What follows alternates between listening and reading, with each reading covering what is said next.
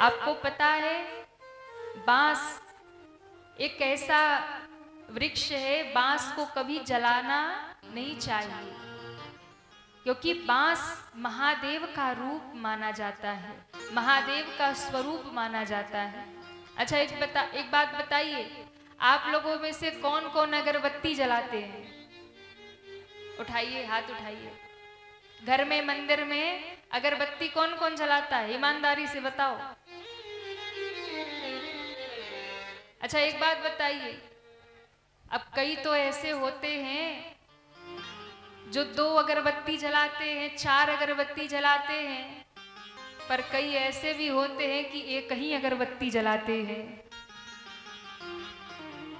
हाँ, एक अगरबत्ती जलाएंगे और फिर भगवान को दिखाएंगे और एक अगरबत्ती जला करके भगवान को कहेंगे सुख संपत्ति घर आवे, कष्ट मिटे तन का।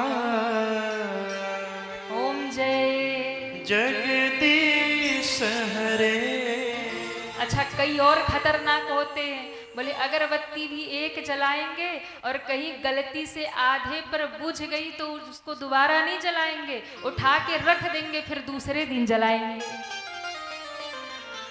हाँ, फिर दूसरे दिन जला के सुख संपत्ति घर आवे, कष्ट मिटे तन का। ओम जय जगदीश हरे।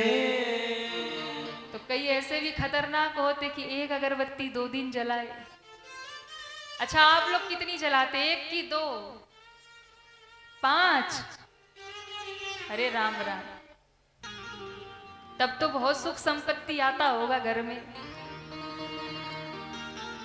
5 जलाते हैं। ध्यान रखिए, जो लोग भी घर में अगरबत्ती जलाते हैं ध्यान से सुने, कभी भी अगरबत्ती नहीं जलाना चाहिए। पर हमने देखा है बिहार में माताएं कुछ मिले ना मिले अगरबत्ती खूब जलाती हैं, और कई तो हम इतने परेशान होते हैं, बोले मंच के सामने जहां भगवान होंगे मैयाएं ला ला के 2-2 बंडल एक ही बार में जलाएं, वो धुआं निकले। कई बार हम मना करवाते, भाई बंद करवाओ अगरबत्ती, इतनी धुआं हो जाए पंडाल में। तो जो लोग भी अगरबत्ती जलाते हैं वो ध्यान से सुने कि अगरबत्ती नहीं जलाना चाहिए। शास्त्रों के अनुसार अगरबत्ती जलाना निषिद्ध क्यों है?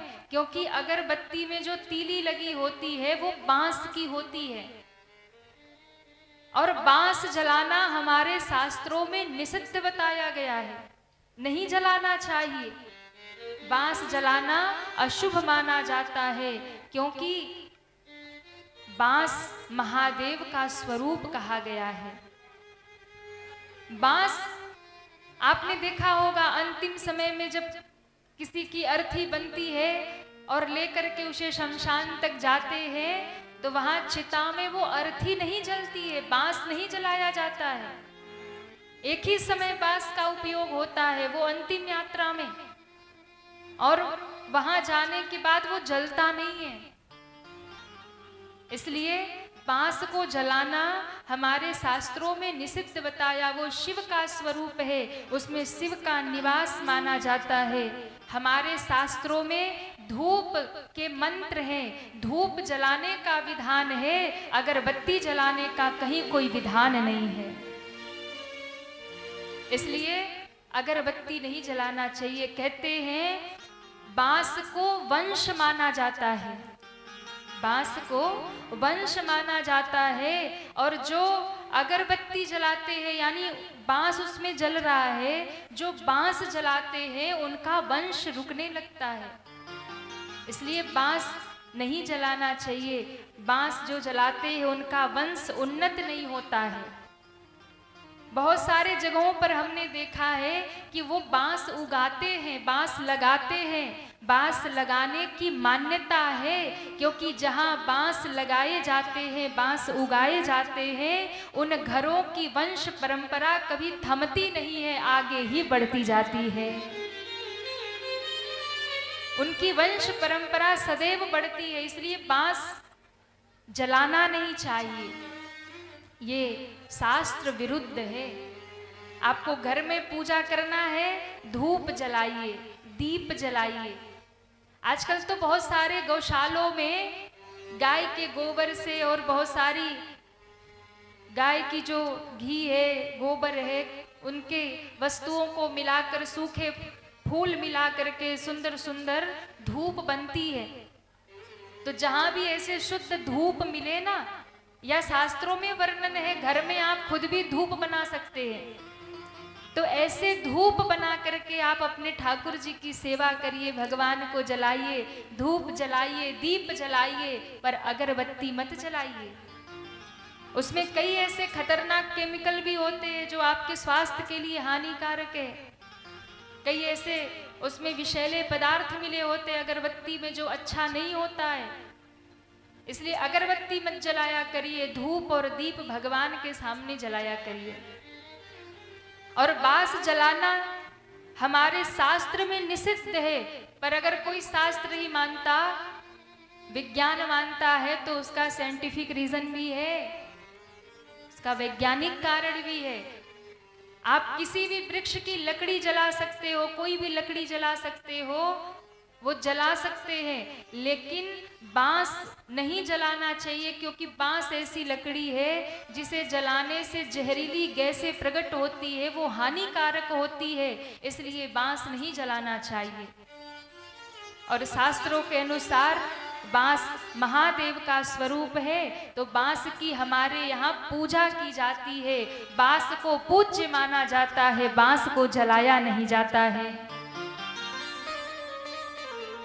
तो आज से जितने भी लोग अगरबत्ती जलाते हैं, अपने घर के मंदिर में, अपने घर में अगरबत्ती लाना बंद करिए, धूप लाना शुरू कीजिए।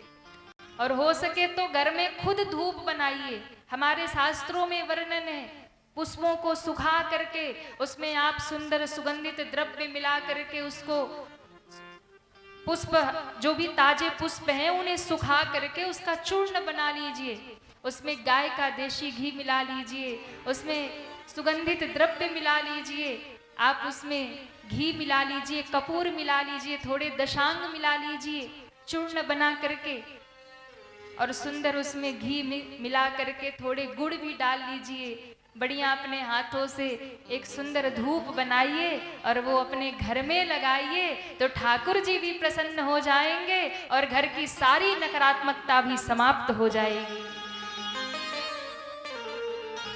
स्वयं से धूप निर्माण करिए, या जहां भी आप देखिए कि अच्छे विधि से तैयार किए हुए धूप मिलते हैं, वो लाकर भगवान की सेवा करिए।